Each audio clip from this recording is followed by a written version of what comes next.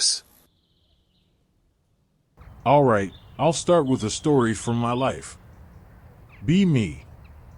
20 years old, still with parents because poor. Means I have to travel with them. Time to visit family in that really rural, southern part of the world. Called Tennessee. Fucking backwoods as fuck, man, not inbred, but these people are like 2 seconds away from donning KKK masks or something, holy shit.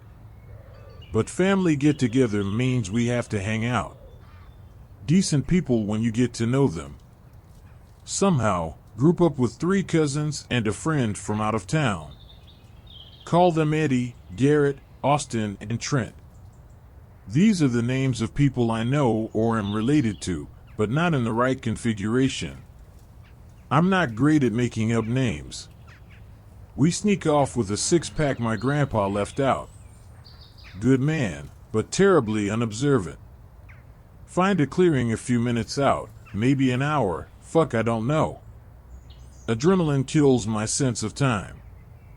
Garrett, the local cousin in these here parts, seems really nervous. Older than me, but keeps whimpering every time we push forward. He carries an old rifle from like the old days when they hunted for a living. Eddie and Austin are keeping him cool, telling him we'll only be out here for a bit. Light up a small lamp.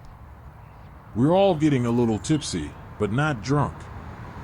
I have like half a can and call it good. Still don't have a taste for alcohol, I guess. Garrett suddenly says we shouldn't be here.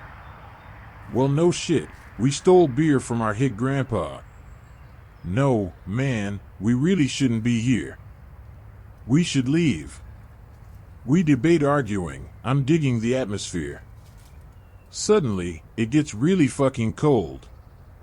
We put on jackets we dragged along, but holy fuck, man, is it cold. We really shouldn't be here, guys. We have to leave. Austin laughs and Trent grunts. Lamp flickers as a bug bumps it.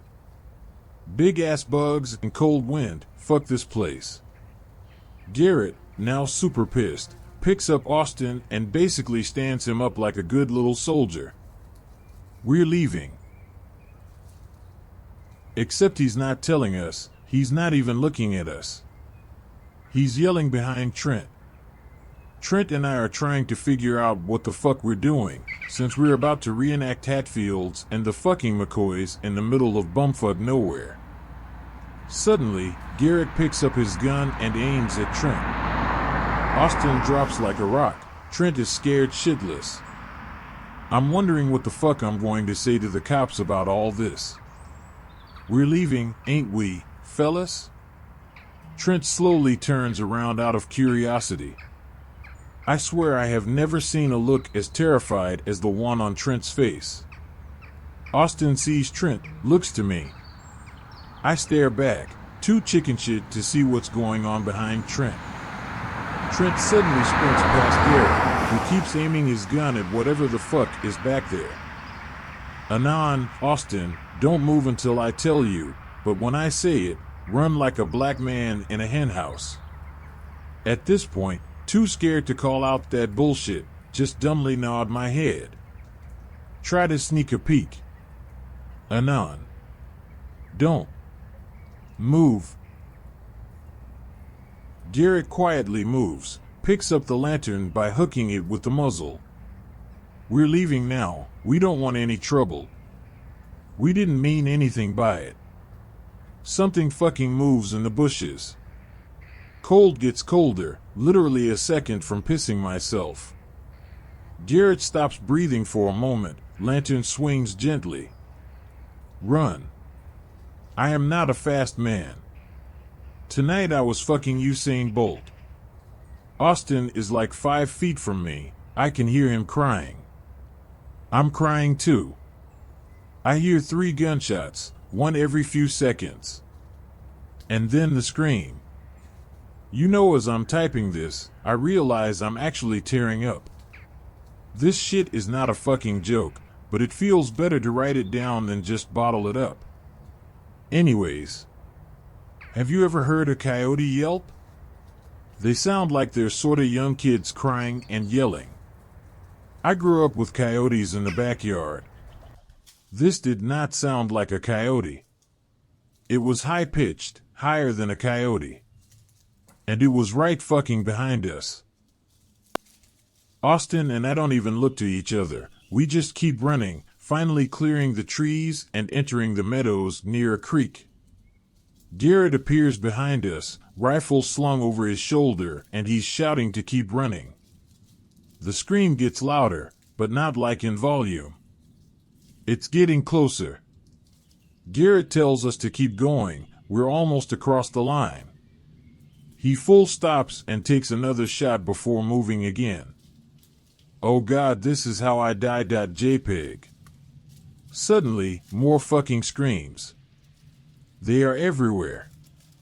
We see an old fence not more than 30 yards away. Austin fucking leaps that shit like a gymnast. I'm like a few seconds behind him, land on my back and see stars. Garrett leaps over and takes aim again, completely out of breath. We're on our side, fuck off. Screaming literally stops. There's no fucking crickets or shit to fill the void, just 3 adult men crying like bitches. Austin on his knees, fairly certain he just vomited. I'm not even here anymore. Garrett, where's the fucking lantern? Garrett keeps his gun up, but his knees are shaking. Garrett whispers back in the trees. We all look up and see the tree line. Sure enough, lantern is sitting in the trees at the edge of the meadows. There's something standing near the trees. It's way too fucking tall. It doesn't really move, just jitters back and forth, like someone cut out the in-between frames of an animation. It moves back and forth across the trees. The light blocks out the details, which was fine by me. It turns and sort of hovers across the ground. Its knees are fucking backwards, holy shit. Garrett is heaving now. His breath is ragged, but he seems to be okay. Garrett, what the fuck? Shut up. I'll admit it, I'm full on sobbing now, but I'm so cried out I can't actually make tears, just blubber in the corner. We're on our side, fuckers, you know the rules. Another one appears from the woods and starts to jitter. Garrett aims up and shoots again. I feel my ears ring for a second. The figures fucking freak out and rush back and forth across the tree lines, falling in and out of the light. For a second, I think I see 3 shapes moving around, but I don't care, I just want this shit to stop. The light in the trees flickers, and Garrett curses. When the light goes out, run as fast as you can and scream and holler for Grandpa. Don't stop even if I tell you to. Austin doesn't even argue. I'm nodding and turning to stare at the trees. The light flickers again, but comes back. The shapes stop moving. Fuck, they got bigger. No, they're closer. The light flickers, I expect them to get bigger again. But the light doesn't come back on and we fucking book it. Austin takes the lead, rushes into the forest behind us screaming for Grandpa. Garrett doesn't even hold the rifle for a shot anymore, he's just running like we are. We hear the screams again, but they're getting closer. Oh god, they're closer. Suddenly, lights, fucking lights everywhere. The screams stop. Grandpa is like 50 yards away with my dad and like 3 distant uncles and some black dude in a sweatshirt. They all have guns, what the fuck? Garrett and Austin fucking slide to the ground in front of Grandpa. I don't give a fuck and just crash into my dad, who just sort of hugs me for a second as I keep crying. Garrett is saying a bunch of things, but he's saying it so fast I can't understand him with his accent anymore. Grandpa and one of my uncles just nod, where's your friend? Trent ran past us, didn't he reach you? Grandpa grabs me and Garrett. Austin is curled up weeping on the ground. Take him to the house, hide him in the guest room with no windows. They seen what he looks like. I fucking want to go home, or to whatever the fuck counts for home. Grandpa says I need to go with them, says Garrett has a good gun. We walk through the woods again, have to admit, feel a lot safer with all the guns. The black guy whispers something to Grandpa, my dad keeps marching, hand on my shoulder. Garrett starts calling out for Trent, tells me to start calling too. We keep calling out, the black guy says something to Grandpa again. We reach the fence again. Exact same spot, vomit still on ground where Austin was. Grandpa waves flashlight around, illuminates the meadows, uncles are doing the same. Suddenly, shape darts out of the tree line, crying and huffing. It's Trent. He stops a few feet from the fence and falls on his knees, he's crying like me. Grandpa and Uncle's totally quiet, Garrett and I don't move. I thought I lost you guys back there at the campsite. I'm scared because nobody is saying anything. Garrett talks first. Where did you go, Trent? I got lost ahead of you, got turned around I guess. Grandpa leans in and whispers something into the black guy's ear. He nods. Dad tightens grip on my shoulder. Trent looks confused. Aren't you guys gonna help? Grandpa moves his gun a bit. Help with what? Help me get over there.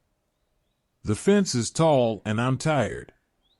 Grandpa and my uncles slowly lift their guns. What do you mean? You look fine. Ha, funny guys, seriously, let me in. Grandpa is deathly serious now. I have never felt so scared of a man. Trent looks nervous, almost antsy now, keeps looking back to the tree line.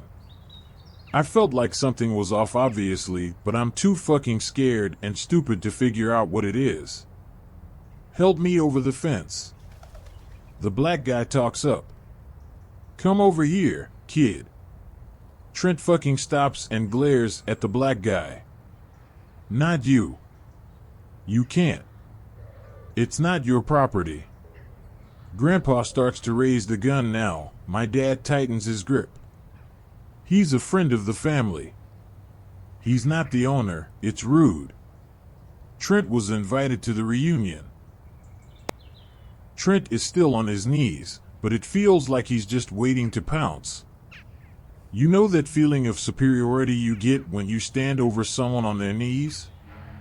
I wasn't feeling that, not one bit. At this moment I realized what seemed so weird about Trent. He wasn't fucking breathing. Trent is now staring daggers at Grandpa, uncles are training their guns on Trent, the black guy is just holding the flashlight on Trent's face. My dad whispers something into my ear along the lines of Trent will be fine. Grandpa shoots the gun into the air, just like Garrett did, and then waits for the shot to stop ringing out. You aren't invited. This is our side, you know the rules. Grandpa and my uncle slowly start to back away, Garrett and my dad guiding me back. The black guy keeps the flashlight on Trent and moves in time with my grandpa. One of my uncles lags behind, nods to Grandpa and keeps pointing at Trent while we back away. The black guy is slowly moving the flashlight. I shouldn't fucking look. I really shouldn't fucking look. I fucking look. The light is still trained on Trent. But Trent is moving to the tree line. He's moving to the trees like he's a puppet being dragged back. I wanted to scream, but it's caught in my throat and my father grabs my head and turns it forward. Trent will be fine, Anon. The screams start back up, but they're distant. Garrett looks over his shoulder, but Grandpa keeps marching. We make it to the house. The party is dying down. I head inside. I'm basically numb now. I hear Austin crying from one of the rooms. Dad takes me inside, lays me down and tucks me in for the first time since I was 10. The 20-year-old in me is indignant. The terrified little shit I am doesn't care. I spend the rest of the night staring at a wall before falling asleep to the sound of gunshots and far-off screaming. I wake up the next day. Grandpa is sitting at the table with most of our extended family, smoking and reading. Garrett is playing with some of the younger cousins. Austin is watching television. Dad hands me some eggs and a piece of toast. Smiles at me like nothing fucking happened. Garrett sees me, smiles and motions me over. Trent went home this morning. He's okay. Nobody is fucking okay. Who the fuck said we were okay? What the fuckity fuck happened? Garrett gives me a look and quietly states, as matter-of-factly as possible, last night didn't happen. Trent is okay. Drop it. I found out later Trent had been found by some neighbors down the road. He apparently woke up in the brush and booked it home. He was convinced he was hungover, and that explained all the bruises he found on his back and neck. I only asked my grandpa what happened once. He just said that he's had trouble with the people on the nearby land. They keep trying to get onto his property. I asked why they hadn't taken it. He looked right at me and said I haven't invited them in, Anon. That's why. He wouldn't answer anything after that, just said not a problem to everything. It's been 3 years since then. I had various visits to family that ended with similar results, but nothing has ever come close to the fear I felt that night. Part of me wants to look it up and see what the fuck those things were. Another part is desperately repressing that urge. I would say this was the closest I ever got to a skinwalker incident, but I can never figure out what the fuck was with the side thing.